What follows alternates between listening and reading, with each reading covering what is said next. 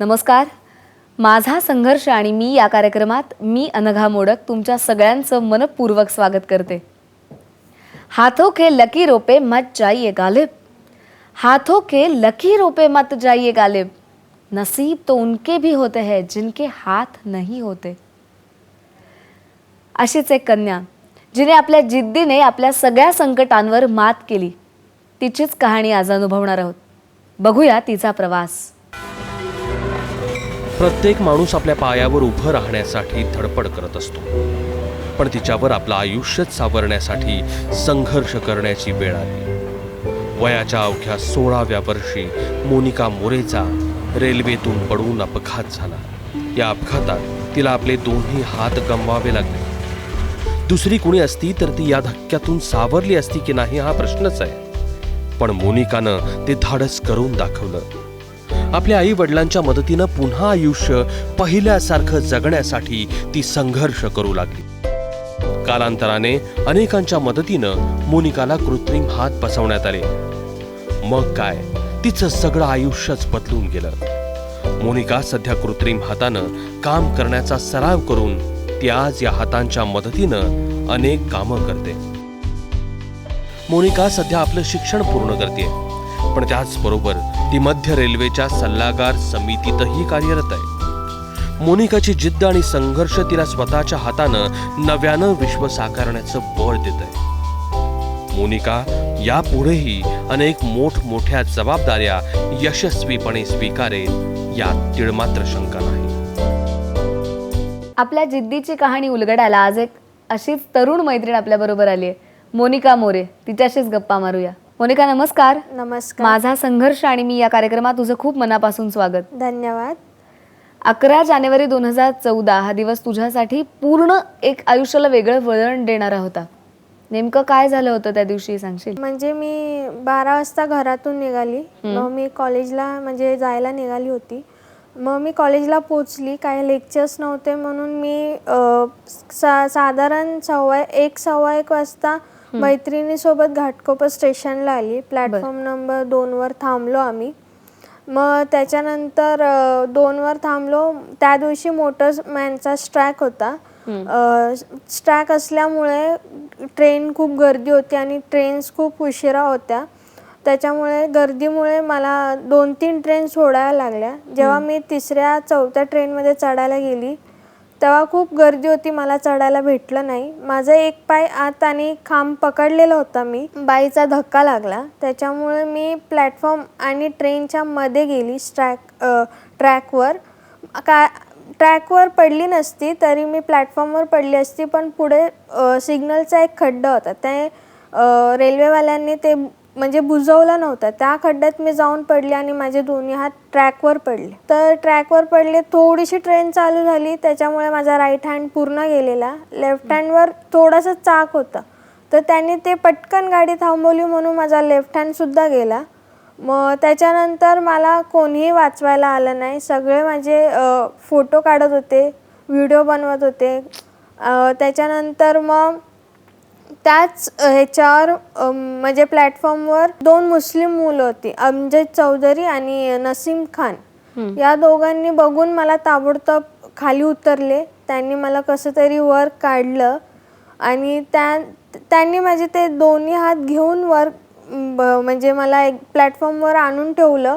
पण कुठल्याही बाईने मला हात लावला नाही, काही केलं नाही, किंवा एखादीने ओढणी दिली नाही की धरा, पकडा, म्हणजे हिला गुंडाळून ठेवा, असं कोणीही काही केलं नाही. माझं रक्तस्राव खूप होत होता, तर त्यांनी मला ताबडतोब घाटकोपर स्टेशनवरून ईस्टला आणलं, घाटकोपर ईस्टला. तिथून मला रिक्षात बसवली. तर बसवली. मग मी जरा शुद्धीत होते, मला काही आठवत नाही. ते लोक मला स्वतः बोलत होते की तू स्वतः तुझ्या पप्पांचा नंबर सांगितला. मी पप्पांचा नंबर सांगितला. त्यांनी माझ्या पप्पांना फोन केला आणि फोन करून सांगितलं की तुम्ही राजेवाडी हॉस्पिटलमध्ये या, लवकरात लवकर, तुमच्या मुलीचा ॲक्सिडेंट झाला आहे. माझे पप्पा घाबरत घाबरत राजेवाडी हॉस्पिटलमध्ये आले. त्यांनी मला राजेवाडी हॉस्पिटलमध्ये नेलं. तर तिथे बघून माझे पप्पा पूर्ण शॉक झाले. म्हणजे एकदम असं कधी विचार केला नव्हता, तसं काही घडेल असं कधी वाटलं सुद्धा नव्हतं असं घडलं ते बघून म्हणजे पूर्ण माझी फॅमिली शॉक झाली. राजेवाडीमध्ये काही सुविधा नव्हत्या, काही म्हणजे जास्त मशीन्स वगैरे नव्हते, तर त्यांनी फक्त तिथे माझा रक्तस्राव थांबवला. तर ते बोलले इथे काही होऊ शकत नाही, हिला ताबडतोब KM मध्ये न्या. मग KM मध्ये नेली तर तिथे खूप चौकशी वगैरे व्हायला लागल्या. मग माझे एक्सरे वगैरे काढायला लागले. एक्सरे काढल्यानंतर म्हणजे डॉक्टर बोलले की जे हात आहेत तुटलेले ते परत जॉईंट होऊ शकत नाही, कारण की ते खूप म्हणजे रेल्वेच्या चाकांना ऑइल असतं, ते ऑइल लागलं. हिला जर जॉईंट केलं तर परत इन्फेक्शन होईल, म्हणजे हिला दुसरंच काहीतरी आजारही होईल. त्यापेक्षा ते म्हणजे ऑपरेशन झालंच नाही. मग त्यांनी रात्रभर ऑपरेशन बघण्याचं हे केलं, पण झालंच नाही. मग दुसऱ्या दिवशी मला शुद्ध आली, तेव्हा मला कळलं की माझ्यासोबत असं झालं. तेव्हा मी खूप शॉक होती, मी खूप रडली. पण मोनिका, एक वेळ अशी होती की ज्या क्षणी तुला हे वाटत होतं की जिवंत राहायचं नाही, हो पण त्याच्यानंतर 6 महिने तू या सगळ्याबरोबर KM मध्ये लढत होतीस, बरोबर? हो पण त्याच्यात तू दिवसागणिक हळूहळू हळूहळू उभी पण राहत होतीस. हो. तर या सगळ्यामध्ये तुला कशी कशी मदत होत गेली सगळ्यांची? ज्यांना पाय नाही किंवा कोणाला हात नाही, कोणाला अर्ध शरीर खालून पायाहून अर्ध शरीर म्हणजे एकदम हे झालेलं, ते सगळे भेटायला यायचे, ते मला धीर द्यायचे. मी त्यांना बघून म्हणजे एकदम मला पण धीर आला की हे जगतात तर मी का न जगू. काय सांगायचं ते तुला? मला सांगायचे असं काही नाही, खूप जण अपंग आहे, आपण अपंग म्हणून असं जगायचं नाही.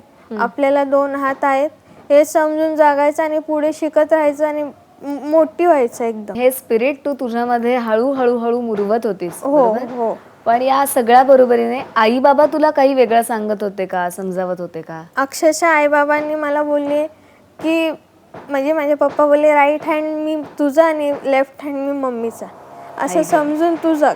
क्या बात आहे, सो स्वीट. म्हणजे फॅमिलीने खूप सपोर्ट केला, कधी असं एकटं वाटू दिलं नाही, भावाने सपोर्ट केला. तुला एकदा डॉक्टरांनी येऊन सांगितलं की आता तुला नवीन हात हो. बसवणार आहेत, तेव्हा हात बसवणार आहेत असं म्हटल्यावर काय वेगळ्या आशा निर्माण झाल्या मनात? तू काय ठरवलंस की हे हात बसवल्यानंतर मी काय करणार?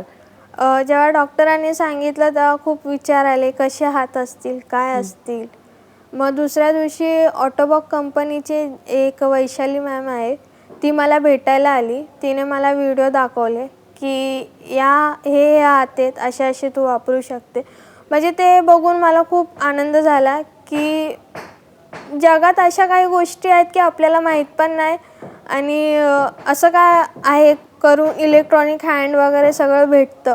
मी फर्स्ट टाइम बघून ते शॉकच झाली. म्हणजे खूप वेगळंच होतं ते अनुभव वगैरे सगळा माझा. मला खूप आनंद झाला. मी लगेच हो बोलली, हा मला चालेल. मग डॉक्टरांनी लगेच माझी प्रोसेस सुरू केली. त्या ऑटोबॉक कंपनीवाल्यांशी बोलले. म्हणजे खूप जणांनी माझी मेहनत घेतली, माझ्यासाठी मेहनत घेतली आहे. घरी आल्यानंतर अर्थातच अनेक गोष्टी बदललेल्या असणार, हो. तर त्या काय काय बदलल्या होत्या? कसं स्वतःला हळूहळू हळूहळू डेव्हलप करत गेलीस? घरी आल्यानंतर म्हणजे आधी तरी थोडंफार काम करायची, जास्त नाही घरातलं, म्हणजे ॲक्सिडेंटच्या आधी. नंतर तर मला काही जमलंच नाही, कारण की माझी प्रॅक्टिस वगैरे सुरू होती हाताची.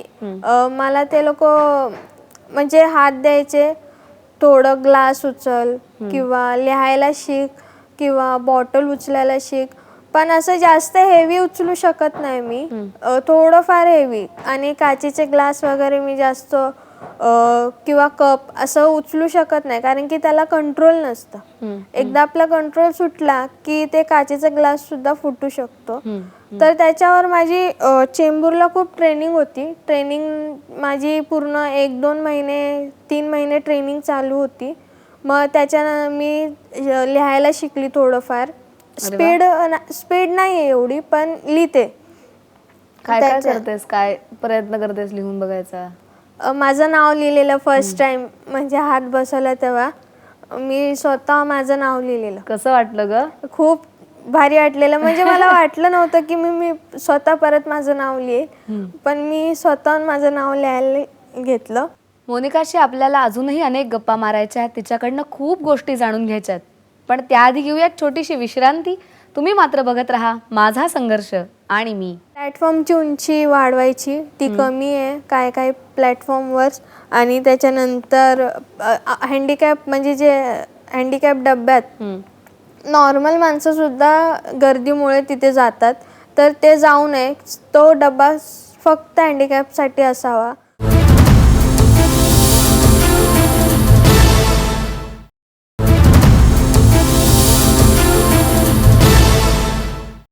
माझा संघर्ष आणि मी या कार्यक्रमात पुन्हा एकदा तुमच्या सगळ्यांचं मनपूर्वक स्वागत. मोनिकाशी अशाच आपल्याला गप्पा सुरू ठेवायच्या आहेत. कॉलेजमध्ये जेव्हा आता तू जातेस हो. त्यावेळेला तुला लिखाण करावंच लागतं.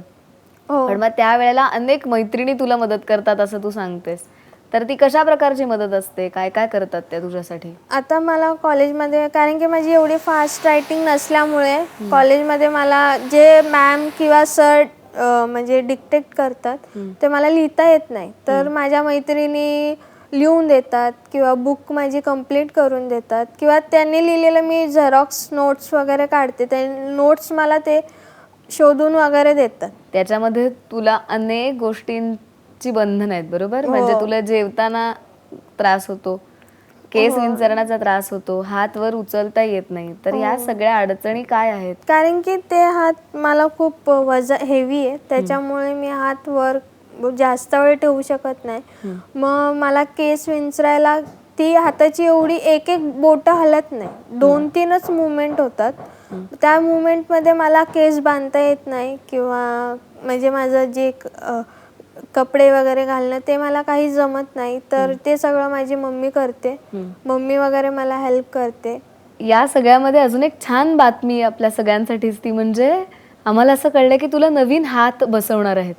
तर ते नेमके काय आहेत आणि त्याच्याने तू काय काय करू शकणार आहेस? अवयवदान असतं तसं, हात वगैरे आपण लावू शकतो, किंवा हृदय, आपण डोळे किंवा किडनी कोणाला देतो तसे हात पण परत भेटतात. ते ऐकून मी खूपच खुश झाली. काय काय करायला आवडेल असे छान पुन्हा एकदा नवीन हात तयार होणार आहेत तुझे? आधी तर मी स्वतः लिहेन, म्हणजे मला लिहायला खूप आवड आहे. खूप लिहेन किंवा कामं मम्मीला हेल्प करेन कामाला. मग त्याच्यानंतर स्वतःची केस, स्वतःचा ड्रेस, आंघोळ वगैरे स्वतःच्या हाताने करेन. मला ही इच्छा आहे खूप. पण या सगळ्या बरोबरीने जसं तू आता स्वतः लढतीयस आणि स्वतः अनेक गोष्टी करतीयस, पॉझिटिव्हली करतीयस, तशाच पॉझिटिव्ह गोष्टी समाजात घडाव्यात म्हणूनही तू प्रयत्न करतेस. सगळ्यात महत्वाची गोष्ट म्हणजे महाराष्ट्राची स्वच्छता दूत म्हणून तू काम करतेस, तर त्याविषयी पण आम्हाला सांग ना. मी कुर्ल्यातच स्वच्छता अभियान हे केलेलं एकदम, म्हणजे मी जिथे राहते तिथे कुर्ल्यात झाडू पकडून झाडू वगैरे मारलाय, किंवा कोण कचरा फेकत असेल तर त्यांना ओरडते. मी स्वतः फेकत नाही कचरा खाली, त्यांना ओरडते की टाकू नका, तुम्ही एवढं स्वच्छ भारत ठेवा, की मग आजार वगैरे काही होणार नाही. तू एक महत्वाची गोष्ट केलीस ती म्हणजे रेल्वे प्रशासनाच्या सल्लागार समितीची सदस्य म्हणून तू 3 वर्ष काम करत होतीस. तर त्या वेळेला काम करताना कुठल्या कुठल्या गोष्टी सांगितल्या असताना की या रेल्वे प्रशासनाने सुधारल्या पाहिजेत असं तुला वाटतं? तेव्हा मला म्हणजे सल्लागार ह्याच्या समितीवर सदस्य बनवलं, तेव्हा मी एकदम एकटीच मुलगी आणि लहान, सगळी माणसं तिथे जाऊन मी बसली, अक्षरशः एवढी घाबरलेली होती, कारण की सगळी माणसं आणि मी एकटीच मुलगी आणि ते पण लहान. त्याच्यानंतर मला ते विचारलं की तुझी काय म्हणजे हे तक्रार वगैरे आहे, तर मी सांगितलं, माझे पॉइंट्स मी लिहिलेले होते. कोणत्या कोणत्या तक्रारी सांगितल्यास? प्लॅटफॉर्मची उंची वाढवायची, ती कमी आहे काय काय प्लॅटफॉर्मवर. आणि त्याच्यानंतर हँडिकॅप म्हणजे जे हँडिकॅप डब्यात नॉर्मल माणसंसुद्धा गर्दीमुळे तिथे जातात, तर ते जाऊ नये. तो डबा फक्त हँडिकॅपसाठी असावा. तू मगाशी वेगवेगळे हात सांगितलेस, म्हणजे एक इलेक्ट्रॉनिक तुझे हात आहेत, एक कॉस्मेटिक हात आहेत, आता तिसरे नव्याने आपण जे लावणार आहोत, तर या 3ही हातांमध्ये काय काय फरक आहे ग? कॉस्मेटिक हाताने म्हणजे मी किंवा बाहेर वगैरे जाताना, म्हणजे लग्न कार्यक्रम वगैरे असताना कॉस्मेटिक हात मी घालून जाते. आणि इलेक्ट्रॉनिक म्हणजे मी घरी असताना म्हणजे लिखाण वगैरे, कम्प्युटर चालवणं वगैरे, हे काम करते आणि तिसऱ्या हात आता ऑपरेशन नंतरच ते मला लागतील. मग त्याने माझी प्रॅक्टिस सुरू होईल, कारण की डॉक्टर बोलले की ते एक एक बोट हलवायला खूप वेळ लागेल.